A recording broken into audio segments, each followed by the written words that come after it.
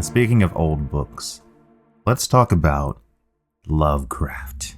Okay, so why do you think Lovecraft chose the ocean as a backdrop in his vision of Cthulhu? I think it is pretty freaking obvious. Is because the ocean is big enough and grand enough and deep enough and dark enough and mysterious enough to house something as monstrous and ancient and as eldritch as Cthulhu and the other old ones. Lovecraft was playing on the inherent mystery that already exists, that's already associated with the ocean. The old ones in his story are basically adopting the fear that the ocean evokes. That's a part of the fear that Cthulhu evokes. So it's just an excellent backdrop. And also the ocean is the only example of something that we have in nature that can take something as large as a city.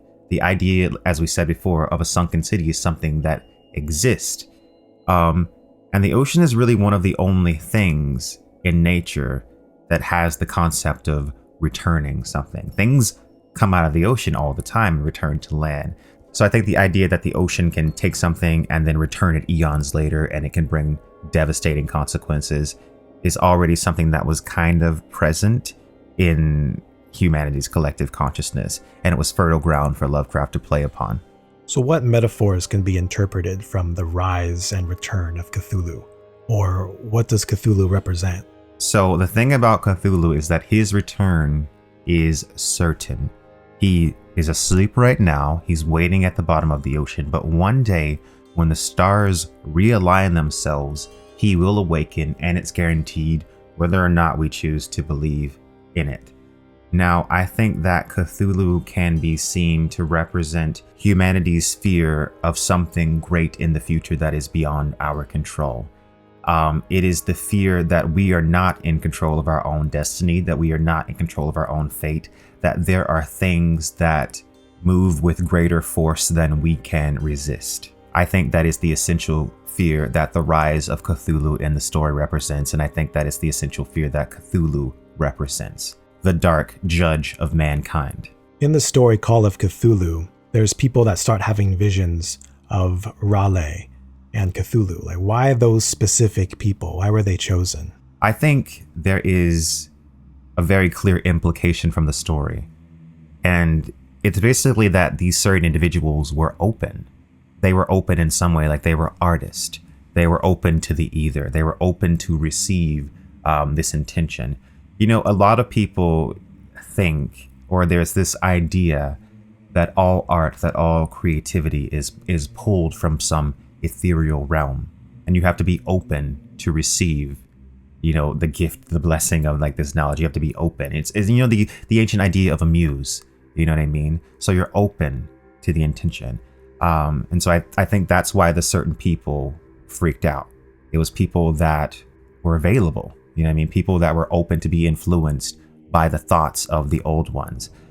Because the old one, the book mentions that the old one's language was not a language that we could really comprehend.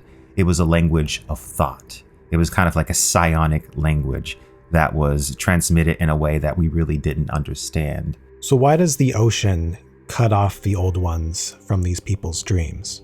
I think that is Lovecraft paying homage to the power and the spiritual force of the ocean itself. I don't remember the exact quote, but in the Call of Cthulhu, it says something like the primal mystery of the ocean cut off the spectral intercourse. For whatever reason, the psionic power, that thought energy that the old ones were sending off to communicate with mankind, the ocean blocked it. And I just really think that's homage.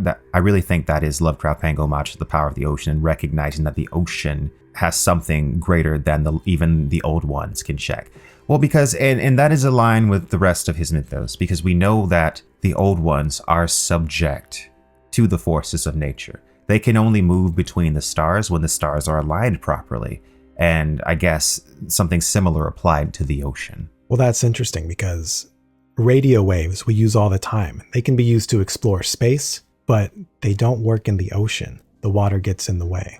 That's interesting, and this might be kind of loose because we talk about the predictive power of science fiction, but that's almost there. I guess spectral intercourse of the old ones isn't exactly radio waves, but you can see kind of the connection there. That's a funny fact. So why did Raleigh sink to the bottom of the ocean? And how did it rise back up? The heavy implication in the book is that it had to do with the alignment of the stars.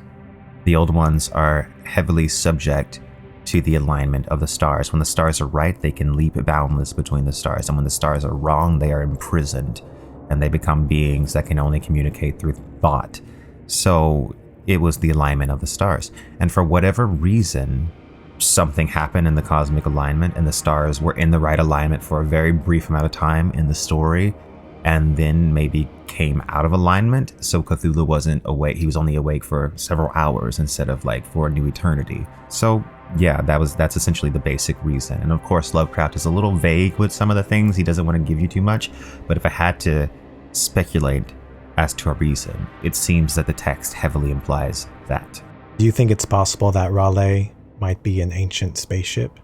That's a cool concept.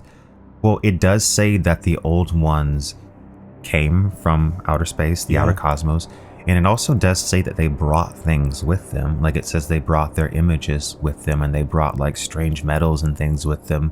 So could Raleigh be a spaceship? It very well could, because where did the metal come from? Anywhere where the material come from. And then Raleigh is mentioned to have all these strange angles and to be like really weird, and you turn a corner and then it doesn't make sense. It's just like it's a very weird kind of like brutalist structure. I don't even know if brutalist is the right word, but it's just a very weird structure that doesn't make sense. He uses the term non-Euclidean. Non-Euclidean is the term he uses in the book.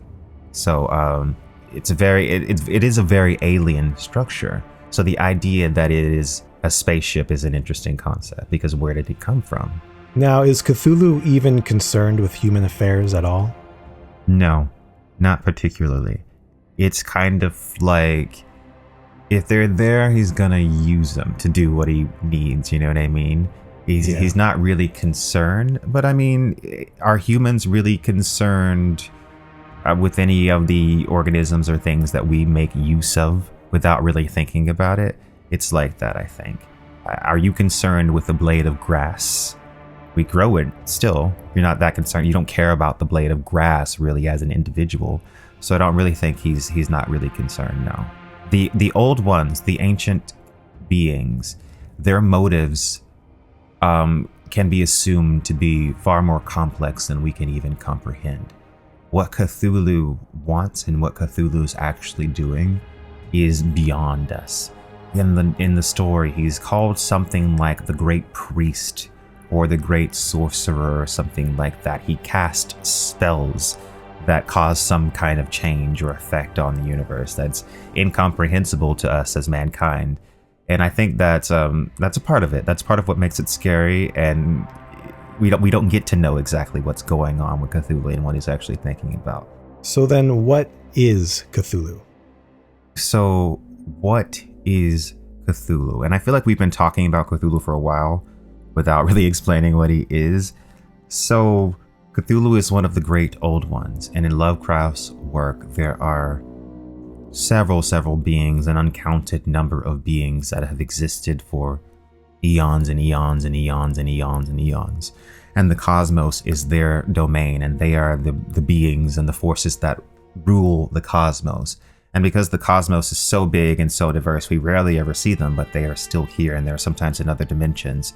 And Cthulhu is one of such beings that waits on Earth, and he has been here long before the domain of mankind, right? He was the first ruler of Earth. The old ones were the first rulers of Earth. So long before we were even thought about, he was there, and he waited. So that's the concept of Cthulhu, and he's from somewhere in space initially, as I said. So that's what he is. Like I don't know what is he made of physically? That's an interesting question, because in the novel, in the short story, there's a part where a ship moves through Cthulhu and his body reforms together, almost like he's made of like something like gelatinous, almost like he doesn't exist in flesh and blood the way that we exist. He's something else. He's something that almost we can't even begin to conceptualize or understand. Like, we could never kill Cthulhu with a bomb or an explosion, like in the movie Underwater. Well, we don't know if he dies, but we could never like attack Cthulhu like with mortal technology.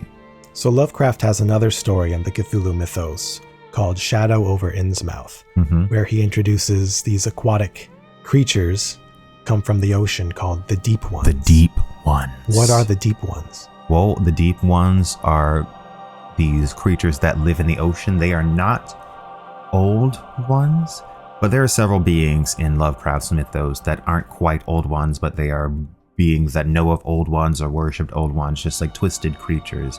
And they sometimes come out of the ocean and breed with humans and get up to shenanigans. And they worship Dagon, an eldritch horror that exists in the ocean. So that is basically the deal with the Deep Ones. And the Deep Ones have been, I think they've been referenced more outside of Lovecraft than they actually were within Lovecraft's mythos. George R. R. Martin has Deep Ones in his stories. He calls them the Swishers in the Song of Ice and Fire books. The idea of the Deep Ones has just been used in a lot of places. So what fear do you think the Deep Ones represent? Well, in Lovecraft's stories, I think the Deep Ones represent a very specific fear that comes out of one of Lovecraft's, I think, personal flaws. And it's the fear of tainted bloodline. So in Shadow over Innsmouth, the big twist is that the main character, spoiler alert, is part Deep One. And he's beginning his transformation to become a Deep One. And that's one of the tropes in Lovecraft's mythos, is tainted bloodline. A character has this tainted ancestry. And I think that might have come out of Lovecraft's xenophobia, or because we do know that he was a very xenophobic person. I mean, we can separate the art from the artist, but to some degree it does seep in. I think it in part does come from that place, but I do also think that it is an effective tool for horror. You know, the idea that you're part squisher, the idea that you're part monster. And the Deep Ones also represent a fear that I actually talked about in my last Halloween special. It's the same fear that created the craze in the mid-1900s of the aliens are coming for our women. The Deep Ones want to come and take our women and breed and mix with us. So I think at the core, the idea does stem from xenophobia, like at its root. And I don't know if that is, that's not necessarily the root in every manifestation, but at the core, I think that's where that fear comes from. And that's the fear that Lovecraft intended them to represent. Do you know of any good adaptations of Lovecraft's Cthulhu mythos? Good? No. But worth a watch? Okay, Underwater is not a good movie, in my opinion. Underwater with Kristen Stewart? With Kristen Stewart. It came out in 2020, I think. It's not a very good movie.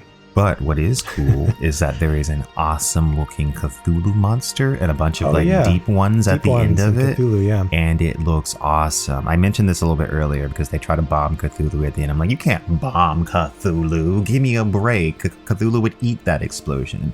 But yeah, like I would say, if you want to watch the whole movie, sure, watch it. But if you want to just like, if it's streaming somewhere and you want to just like skip to the last 20 minutes just so you can see the cool Cthulhu monster, I would say that, because the movie kind of does drag.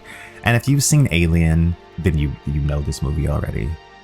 Just in it, yeah, it's very derivative, I think. The same premise, but underwater. Yeah, but it does have that cool Cthulhu monster. And I really wish there was, I actually think that Cthulhu, more than a lot of other Lovecraft stories, would lend itself to adaptation very, very well. The way it's written, it could be a great miniseries. What would a good adaptation of that look like? Well, I think you would start off the same way that you do in the story. You would have the main character going through his uncle's things, and then every episode can be one of the things that he's reading about, because he reads about like several different events that involve this cult and that involve Cthulhu. So like each episode, 3 or 4 episodes, can be one of those events, and then him like going in and out thinking about things. And I think that would work very effectively. I think there's a lot of mystery in that story. I think it's just a very well written story. It's definitely very talked about for a reason. Not only is Cthulhu very interesting, I think that Call of Cthulhu is probably Lovecraft's best short story. I really do think it is. So yeah, I think if you structure it right, make it a miniseries, I think that could really, really work. And also that there's so many great scenes that would just work so well on screen. The cult scene when you got the cops going through the jungle and finding the cult, when they're interviewing the cult members, just all of it, just the flashbacks to the archaeological society. I think it would really work as a miniseries. So HBO, get on that. Be sure to subscribe to Cosmic Chronicles on YouTube or wherever you listen to podcasts. New episodes every other Friday. Thanks for listening.